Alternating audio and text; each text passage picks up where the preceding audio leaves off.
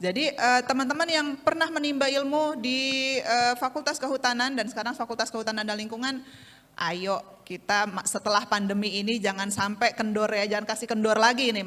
Lingkungan sudah mulai coba beristirahat, recovery, jangan sampai nanti setelah pandemi kita malah bikin jadi merosot lagi. Nah, teman-teman yang sudah alumni Fahutan jangan mau kalah juga nih sama Teh Nadine nih, karena kita lagi ada acaranya Akang Teteh Rai gitu. Izin juga ya Teh Nadine manggilnya Teteh di siang hari ini. Teh Nadine sudah bergabung dengan kita. Selamat siang Teh Nadine. Selamat siang. Hai, selamat siang Teh. Aduh, senangnya bisa bergabung hari ini. Terima kasih loh Teh. Di antara kesibukannya Teh Nadine masih sempat bergabung dengan Akang Teteh Rai. Semua dari Sabang sampai Merauke, dari Sangir sampai ke Rote Teh. Ini ada alumninya Teh. Rame ya? Rame banget yang daftar sampai 3.000 orang nih. Oke, Teh Nadine, apa kabar siang hari ini? Amin, baik. Alhamdulillah, syukurlah kalau kayak begitu. Iya nih Teh, tadi kita sudah bicara mendengarkan dari Kang Ketua Umum Himpunan Alumni Fakultas Kehutanan dan Lingkungan tentang masa depan setelah pandemi, juga dari Kang Dekan tadi. Sekarang mau dengar dong dari Teh Nadine seperti apa sih kira-kira pandangannya sebagai, tadi saya bilang teman-teman alumni Fahutan jangan sampai kalah sama Teh Nadine nih. Teh Nadine aja cinta sama lingkungan gitu. Dan gimana sih pandangannya Teh Nadine tentang masa depan lingkungan setelah pandemi ini? Silakan Teh. Iya, terima kasih Teh Gali. Selamat siang Pak Bambang Suprianto. Selamat siang juga dengan Bapak Naresworo Nugroho. Terima kasih saya diberikan kepercayaan untuk terlibat di launching Hapka. Dan pas saya cari tahu apa sih artinya Hapka, artinya hari pulang kampus dan tujuannya untuk mengenang kuliah dan hari-hari yang menyenangkan. Jadi mudah-mudahan obrolan siang hari ini bisa menjadi bekal untuk teman-teman nantinya pada saat udah tidak berkuliah lagi, dan mudah-mudahan ingat terus. Dan saya sangat berterima kasih sekali IPB membawa atau membuat topik tentang lingkungan, dan itu adalah suatu langkah atau bentuk kepedulian dari IPB bahwa ada keinginan untuk perubahan yang lebih baik terhadap lingkungan dan attitude pada manusianya. Jadi saya sangat berterima kasih sekali. Sering-sering ya nanti, tapi kayaknya memang tiap tahun ya bikin seperti ini ya. Dan tunggu sebentar saya balikin. Oke. Dan ya, itu adalah suatu langkah atau bentuk kepedulian dari suaranya rada feedback ya, tapi nggak apa-apa saya lanjutkan. Oke, dengan tema masa depan lingkungan setelah pandemi. Jadi mungkin kita harus balik dulu ya, mundur sedikit. Sebenarnya apakah tiap orang sudah memiliki alasan kenapa harus menjaga lingkungan? Kalau memang belum, cari tahu apa alasannya. Karena kalau tidak memiliki alasan, itu hanya akan jadi sejenak melakukan sesuatu untuk lingkungan, tidak continuous dan tidak menjadi habit yang baru. Tapi kalau kita sudah menemukan alasan dan menganggap lingkungan ini adalah rumah kita, bukan hanya rumah yang ke tempat kita tinggal, tapi di luar rumah adalah rumah kita juga, dan sudah mendapatkan alasan kenapa harus menjaga lingkungan, artinya itu akan berkepanjangan dan akan turun-menurun ke generasi berikutnya. Dan kita tahu bahwa bumi adalah dunia alam yang tak terbatas. Jadi benar-benar bumi ini semuanya sudah ada, tapi bagaimana cara kita menjaganya dan mempergunakannya dengan bijak. Karena kalau tidak bijak, nanti lama-lama jadi terbatas semuanya, dan yang rugi adalah kita sendiri. Dan kita harus sadari bahwa bumi ini bukan hanya manusia yang tinggal, tapi ada makhluk hidup lainnya, yaitu tumbuhan dan binatang. Dan peran mereka di dalam bumi ini itu tinggi banget untuk kelangsungan hidup manusia, karena semua itu connected, semua itu terhubung.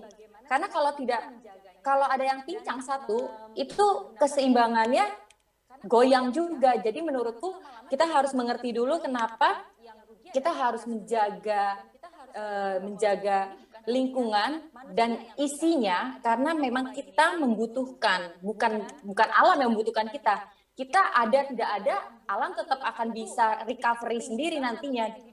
Alam tetap akan bisa hidup, tapi kitanya berhasil nggak nih dari tahun ke tahun mengalami cobaan lingkungan yang cukup tinggi, apakah manusia sanggup untuk melewati itu semua? Dan kita harus mengerti juga fungsi dari laut apa, fungsi dari darat apa, kenapa kita harus menjaga kebersihan laut, kenapa kita harus menjaga daratan kita. Daratan itu di perkotaan, di hutan, di desa, itu kenapa harus dijaga? Karena memang fungsi dari laut sendiri itu kan untuk mengurangi karbon yang ada di atmosfer. Dan kalau di laut itu ada isinya, ada predator, ada fitoplanktonnya, ada corals, ada mangrove, dan semua penghuni bawah laut itu bukan hanya sekedar numpang lewat aja, tapi mereka juga punya peran penting dalam menjaga lingkungan kita gitu. Kalau predator nih, kenapa kita selalu bicara tentang jangan incar insangnya manta, kemudian jangan makan sirip hiu, karena sebenarnya predator tertinggi itu dia menjaga siklus nutrisi yang ada di laut. Mungkin nggak ada bayangan ya seperti apa, tapi kayak gini. Predator makan ikan-ikan, kemudian ikannya kan pecah-pecah semua. Nah, sisa-sisa yang pecahan dari si ikan itu akan menjadi nutrisi bagi ikan-ikan yang lain, dan juga akan jatuh di coralsnya juga. Dan corals ini akan menjadi tumpuan untuk koloni-koloni yang lain, yang mana nanti dia akan dia akan mengeluarkan belerang, kemudian mengeluarkan oksigen dan menjadi udara buat kita hirup. Begitu juga kalau coralsnya diangkat, ya kita nggak mendapatkan apa yang kita butuhkan. Jadi balik lagi, sebenarnya fungsi dari semua makhluk hidup lainnya itu ya untuk kita juga. Begitu juga kalau pohon, hutan ya, kita lihat ya, hutan sebenarnya kita harus menyadari bahwa fungsi dari hutan itu untuk pemulihan planet sendiri. Dia benar-benar mengunci karbon, dan bisa kita bayangkan kalau kita tidak punya hutan untuk mengunci karbon, jadi kita hirup karbon terus, wow, kayaknya gas metananya cukup tinggi tuh, kayaknya kita harus melakukan sesuatu, kalau enggak nanti kita derajatnya naik nih, kita pemanasan globalnya tambah naik, dan itu menurutku rada bahaya. Dan sudah banyak, mungkin teman-teman juga sudah banyak yang mendengar bahwa apa yang akan terjadi bila kita melakukan mungkin bisa udah ada yang bilang ini comfort zone kita, dengan semena-mena, karena semua ada di sekitar kita, semua instan. Jadi apa yang kira-kira akan terjadi? Diperkirakan 2030, mudah-mudahan tidak lebih cepat dari itu, atau mungkin ya mundur ya. Bisa bayangkan kalau itu ya, kita melakukan hal-hal yang seperti memasa bodohkan, tidak peduli akan lingkungan, ya artinya hutan akan jadi sabana kering. Bayangkan hutan hijau tiba-tiba nggak ada daun, itu gimana kita bisa bertahan. Kemudian laut juga memanas dan menjadi asam. Jadi kalau udah panas dan memanas, ya pasti otomatis corals dan ikan pun juga akan mati. Kemudian kita tidak memiliki tanah yang subur, karena kita nggak punya pohon dan daratan. Kalau nggak punya tanah yang subur, itu kenapa nggak punya gitu? Karena serbuk apa ya bilangnya ya, serangga-serangga penyerbuknya itu nggak ada, jadi dia nggak bisa rantai makanannya tuh patah. Dan yang sekarang kita bisa lihat, udah kita rasakan adalah cuacanya nggak menentu. Jadi apa yang bisa kita lakukan? Nah, kalau dari saya, karena saya pernah dapat pengalaman traveling, kemudian pengedukasian ke beberapa daerah, dan saya berpikir saya bisa melakukan sesuatu di daerah itu. Tapi setelah saya balik ke kota-kota di mana saya tinggal, di daerah itu balik lagi pola hidupnya, yang sembarangan, yang buang sampah pada tempatnya, kemudian penebangan pohon atau potongin mangrove gitu. Jadi balik lagi. Nah, saya pikir kayak nggak bisa deh kalau kayak gini caranya. Akhirnya saya bikin Sea Soldier. Sea Soldier itu awalnya sebuah gerakan dan sekarang menjadi yayasan. Di bulan Maret ini kita baru 6 tahun, Dan si Soldier ini kita punya filosofi air mengalir dari hulu ke hilir. Kenapa hulu ke hilir? Kita lihat hulu itu adalah daratan, hilir adalah lautan. Dan kita negara kepulauan. Jadi semua yang berada di daratan akan mengalir ke lautan kita. Nah, yang perlu dibenarkan adalah di daratannya nih, yang mana kita yang tinggal di rumah kita yang tinggal di daratan, baik bukan di perkotaan aja ya, di mana aja, apa yang bisa kita lakukan? Salah satunya pemilahan sampah. Apalagi sekarang masa pandemi ini, mungkin ya banyak waktu dan bisa belajar untuk pemilahan sampah. Kemudian mengompos, karena kita tahu sisa makanan kita banyak sekali, dan mungkin ya hal yang sederhana itu sudah bisa menjadi sebuah perubahan, nantinya perubahan besar. Dan mungkin banyak juga yang bertanya, nanti sampahnya dijadiin satu kok, atau kegiatan yang aku lakukan itu kayaknya tidak ada pengaruhnya deh, karena orang lain juga ngelakuin. Iya, memang benar, banyak yang berpikir seperti itu. Aku pun juga berpikir yang sama awal-awalnya. Tapi kalau kita berpikir seperti itu terus, kita balik lagi. Untuk menjaga lingkungan, itu tugas siapa sih? Manusia.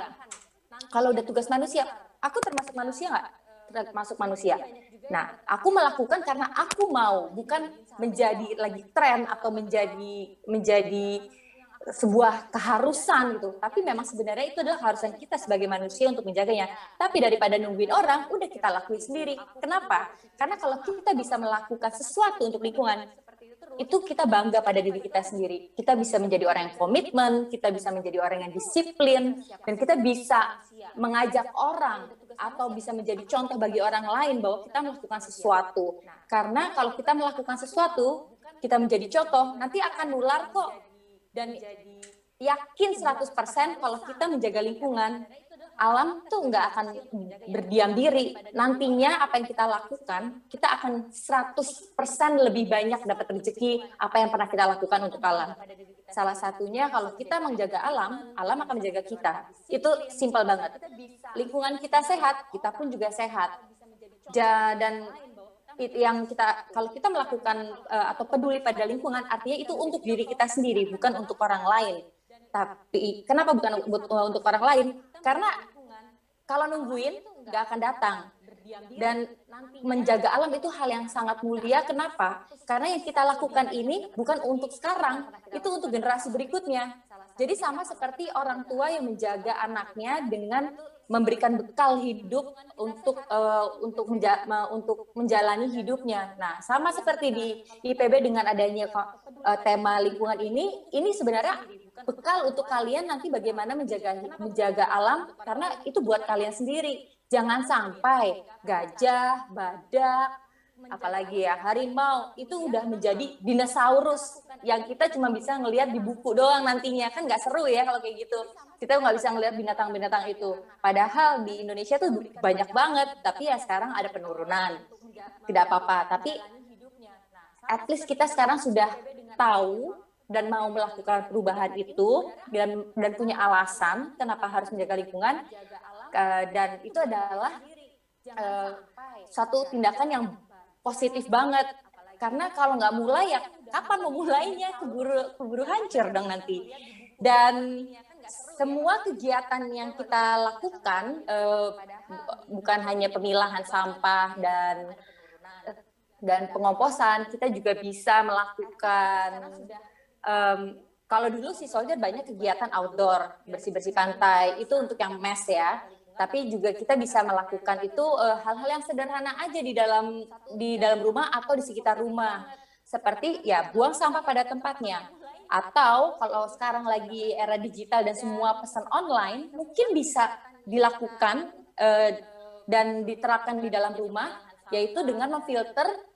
Kalau seandainya kita ingin mengurangi plastik, ya udah pada saat kita pesan makanan, kita memfilter plastik masuk ke dalam rumah. Seperti pada saat pesen dikasih notes, Pak, saya nggak perlu sendok garpu sedotan ya, karena di rumah saya juga udah ada sendok garpu dan sedotan. Karena kan kebanyakan itu dari plastik, kita bisa memfilter itu. Kemudian kita juga bisa pada saat pesen barang, kalau memang barang kita bukan pecah belah, ya kita bisa juga tulis Pak, nggak usah pakai bubble wrap ya gitu, pakai kardus aja, atau nggak usah didouble-doublein karena barang saya nggak pecah belah. Itu sudah membantu lingkungan. Jadi kita harus bertindak satu step lebih cepat dari sebelum terjadi. Nah, itu yang kita butuhkan.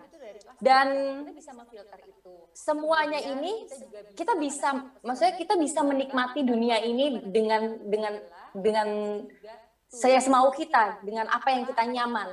Tapi kalau udah berbicara tentang lingkungan, sampai kapan kita mau mencoba belajar dan menghentikan diri sendiri dari hal-hal yang kurang ramah terhadap lingkungan.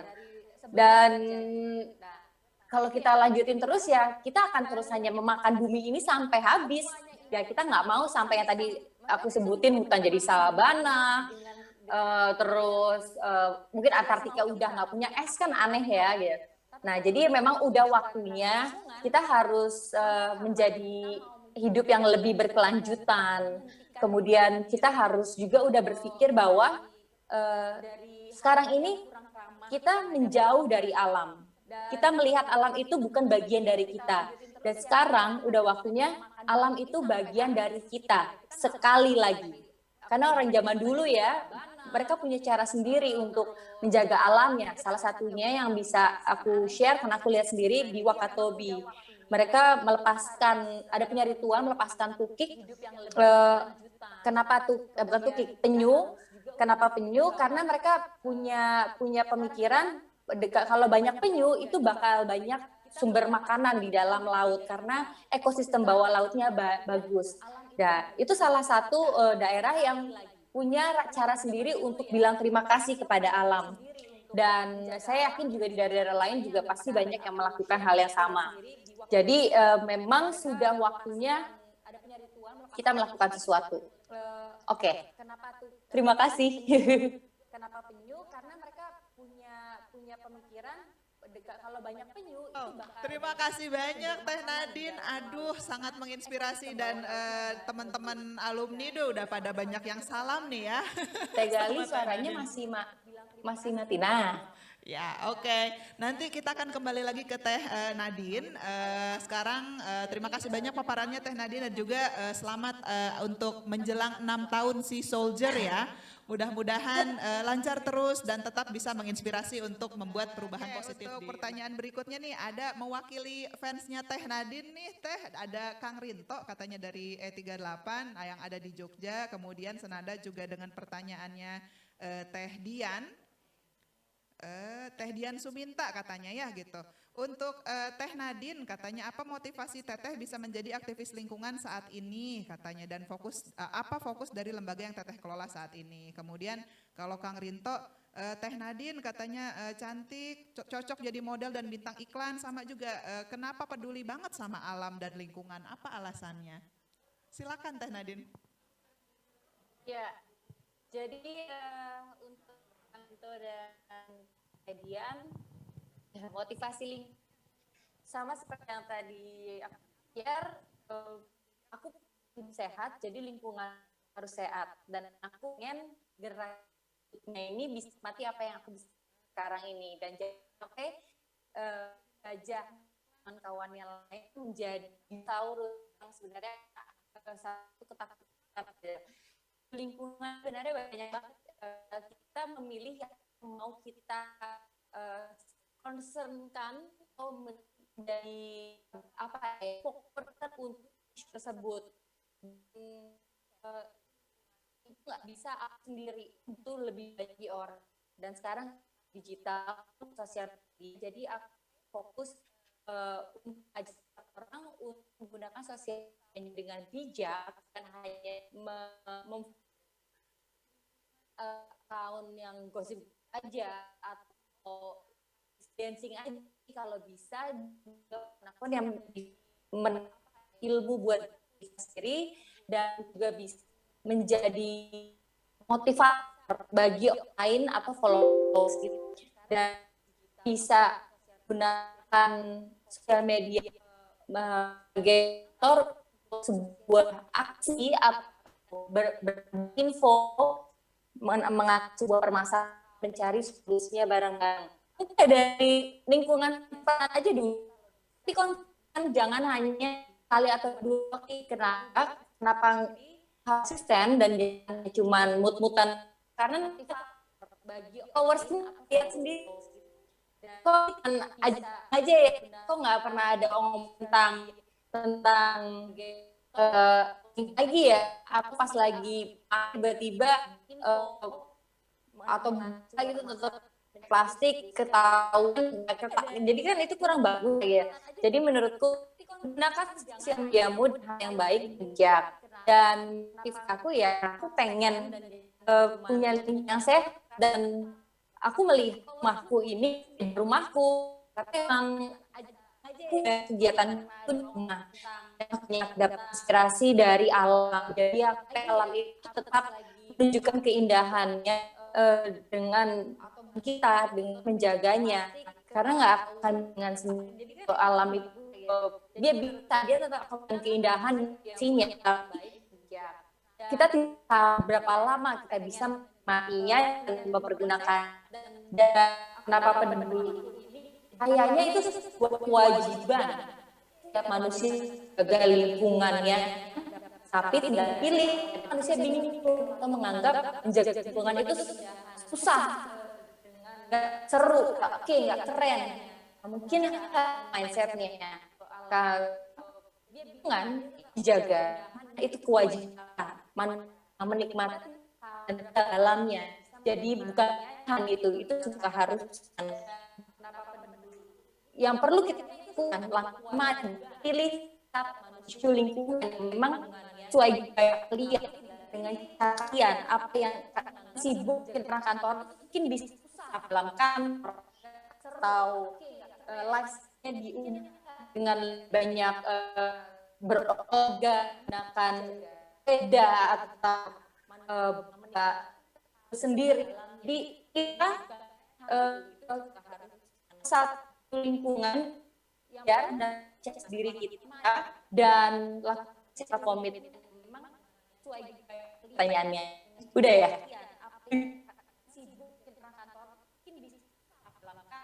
Oke, terima kasih banyak Teh Nadine. Aduh, masih ada beberapa pertanyaan lagi, stay tune ya Teh. Ini biar fans-fansnya Teh Nadine gak kemana-mana. Nanti pertanyaannya saya tanyain sama Teh Nadine. Tetap di sini ya. Teh Nadine lagi Teh, ada pertanyaan provokatif nih Teh katanya. Ada dua darinya saya lupa deh. Dari Kang Lukman lagi di E38, juga Kang Afif. Nah, Kang Afif nggak tahu dari angkatan berapa, nggak disebut nih. Katanya, Teh Nadine, kalau Teh Nadine jadi Menteri Kehutanan, visi misinya bagaimana Teh? Katanya. Nah, tenang aja, nanti kita bilang sama Bu Siti jangan marah ya gitu kalau Teh Nadine jadi Menteri Kehutanan.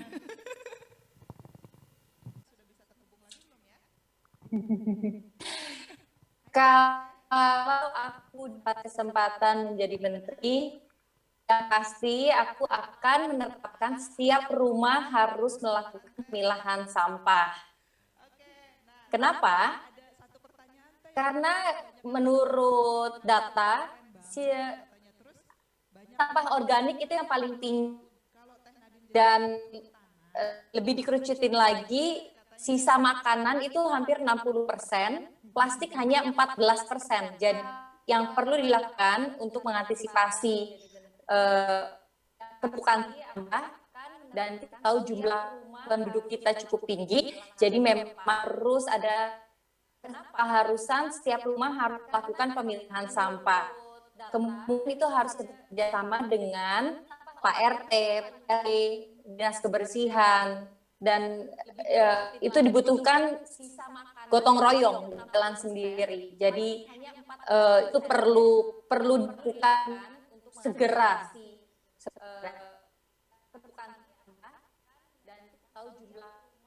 Terima kasih banyak Teh Nadine, itu benar-benar mulai dari yang paling kecil, mulai dari diri sendiri ya Teh ya.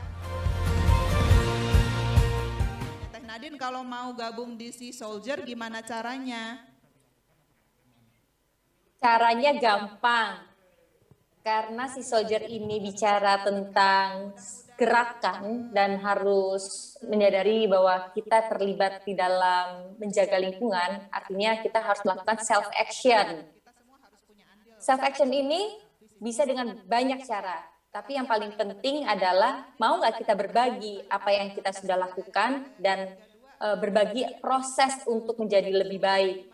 Jadi pergunakan ya, kalau sekarang sosial media, oke, tinggal hashtag si soldier atau tag di si soldier, atau mau hubungi langsung ke si soldier, bisa banget. Karena aku kurang suka mengelompok-kelompoki orang ya, jadi siapapun bisa menjadi si soldier, karena kita ini bicara tentang self action untuk menjaga lingkungan. Dan bukan hanya ke si soldier aja, tapi kalau kalian nyaman dengan NGO lain atau kalian punya komunitas, lakukan sesuatu.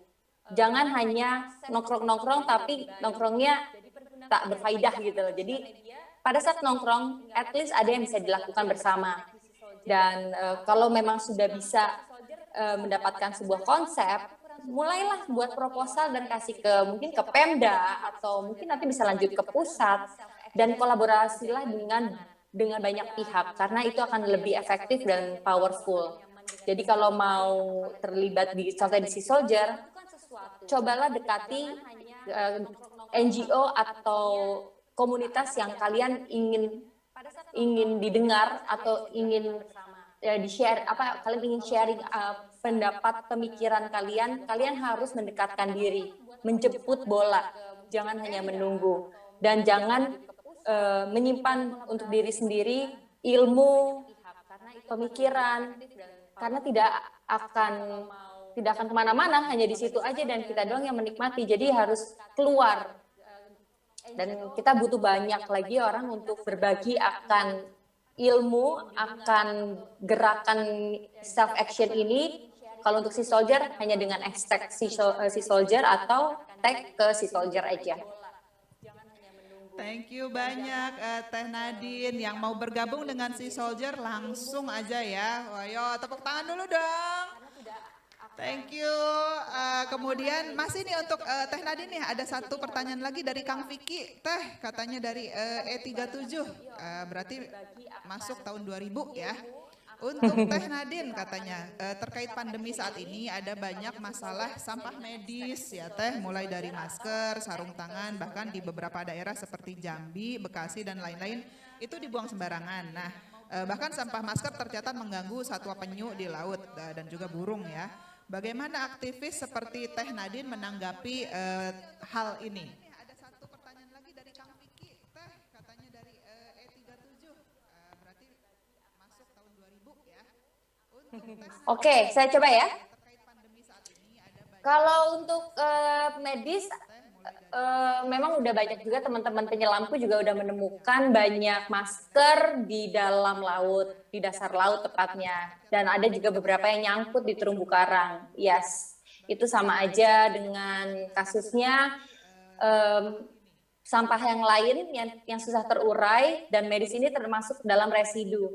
Residu itu ya artinya tisu yang udah digunakan, puntung rokok, pokoknya yang kecil-kecil yang kita gampang banget buang ke sekitar kita. Mungkin yang paling gampang adalah pada saat lagi naik motor atau naik mobil, tinggal aja dibuang mobil, yang pasti dibuang keluar mobil. Puntung rokok pada saat lagi naik motor tinggal dibuang aja. Hal-hal yang kecil itu kalau dilakukan semua orang akhirnya menumpuk kan, dan ya artinya orang tersebut tidak mau mengotori area dekat dia, rumah dia, barang dia. Mungkin itu yang harus rada ditegur atau dikasih sanksi kali ya. Kalau buang sampah sembarangan ketangkap kamera ya artinya dia harus bayar denda, dan juga kalau yang mobil ya harus juga ada sanksi. Dia harus punya tong sampah di dalam mobilnya sebenarnya. Nah, kalau gerakan yang kita lakukan sekarang ini karena kita di digital, jadi kita menggandeng beberapa perusahaan yang bergerak di bidang medis dan di bidang puntung rokok untuk sebuah aksi, yaitu menjaga sampahnya masing-masing, dan kita juga gandeng Golimba untuk mengumpulkan puntung rokok itu, dan kita bisa mempergunakan ulang puntung rokok, sama seperti kasusnya sampah popok bayi. Dan aku sebenarnya biasanya aku suka tunjukin, tapi kali ini udah jadi tempat tanaman, jadi aku nggak bisa bawa ke atas.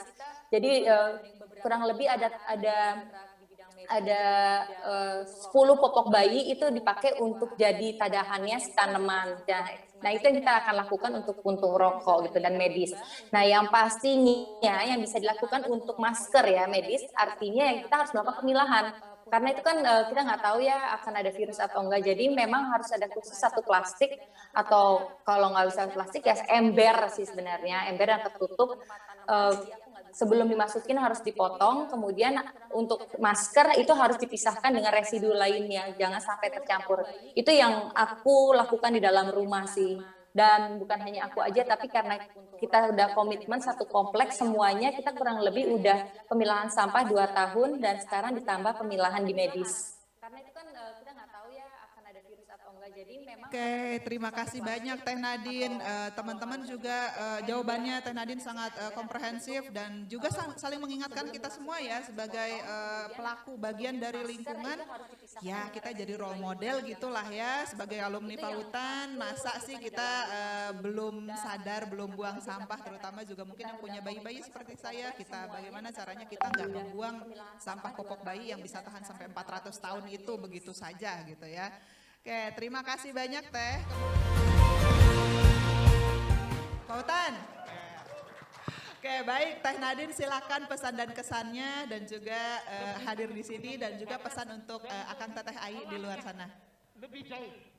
Iya, yang pasti saya senang banget dengan adanya tema lingkungan ini, apalagi topiknya masa depan lingkungan setelah pandemi. Jadi artinya ada kekhawatiran dan keinginan untuk perubahan terhadap lingkungan. Jadi terima kasih sekali dan mudah-mudahan dengan ada launching hub kali ini jadi berkelanjutan ya, jangan hanya berhenti di sini aja. Rangkulah senior, junior, orang-orang yang berperan yang bisa menjadi motivator kalian, inspirasi kalian, ajaklah. Pokoknya harus sering banyak kolaborasi karena itu akan jadi lebih efektif. Dan thank you banget obrolan hari ini tuh kita lebih terbuka ya mata kita bahwa untuk menjaga alam kita harus bekerja dengan alam bukan melawannya. Dan dengan adanya obrolan hari ini di sini kita sebenarnya aku sih melihat bahwa Fakultas IPB ini akan kampus serta semua jurusan pastinya nanti akan terlibat untuk menunjukkan bahwa IPB ini menjadi kampus yang peduli akan lingkungan. Jadi lanjutkan terus, jangan berhenti di sini aja. Tetap semangat, gagal itu pasti selalu ada, tapi harus berani untuk melangkah dan buat statement bahwa kalau kalian itu peduli akan lingkungan, apalagi membawa nama kampus. Terima kasih banyak Teh Nadine. Aduh ini di sini live di IPB International Convention Center rame banget. Padahal orangnya juga cuma 50 orang dibatasi, tapi gara-gara Teh Nadine kasih semangat. Luar biasa semangatnya. Tetap semangat. Thank you banyak semuanya. Terima kasih Akang Teteh Ai, baik yang di Zoom maupun yang di YouTube. Mohon maaf apabila tidak terjawab semua pertanyaannya. Insya Allah nanti mudah-mudahan kita bisa ngobrol-ngobrol lagi di lain waktu untuk bisa menjawab pertanyaan Akang dan Teteh dan Ai semuanya. Terima kasih banyak sudah meluangkan waktu berada dengan kita hari ini di diskusi interaktif masa depan lingkungan setelah pandemi. Terima kasih kepada semua pembicara, Kang Dekan, Kang Muayat, juga Kang Ketum, Teh Nadine, terima kasih banyak. Dan juga semuanya yang berada di virtual, terima kasih banyak. Tetap semangat, tetap berkarya untuk negeri. Terima kasih, mohon maaf atas segala kesalahan dan segala kekurangan. Wassalamualaikum warahmatullahi wabarakatuh.